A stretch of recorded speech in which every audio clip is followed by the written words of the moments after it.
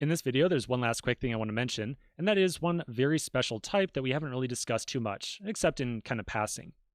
So at the bottom of this file, I want to define one more function. I'm going to define a function called logger.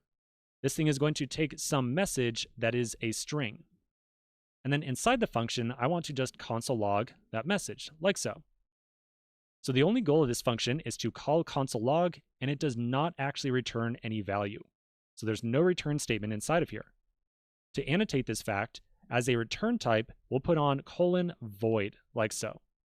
So void right here means that we have a function that's going to not return anything. Technically, a function that returns void can return null, and it can also return undefined. But effectively, we use void right here to say there will be no return value from this function. If we ever accidentally return something, like so, we'll very quickly get an error message that says, hey, you can't return anything at all. Now there's one other very special type associated with function return values as well. So I'm going to make one more function in here called throw_err. And throw_err will also take a message that is a string. And then anytime we call this, I'm going to immediately throw a new error with that message like so. Now just so you know, anytime you throw an error, the function will technically not actually return anything.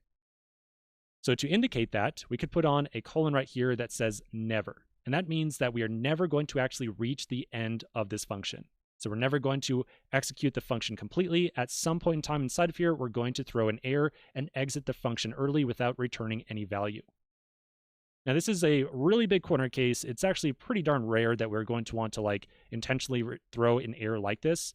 It's much more common for us to have some actual return value in here. Like let's say if there is no message for some reason, then we will throw an error. And then otherwise we will return I don't know, maybe just the message like so. And so in this case, we would still annotate this as returning a string even though it throws an error. So we only annotate a function with the type never when we really truly never expect a function to return anything ever. If we at least expect it to return something eventually and only possibly throw an error, that's totally fine. We're still going to annotate it with whatever we expect it to eventually return. And that does include the case where we return nothing like so. So in this case, we would still do a fallback to void because we are technically not returning anything, and there's just a chance of us never reaching the end of the function.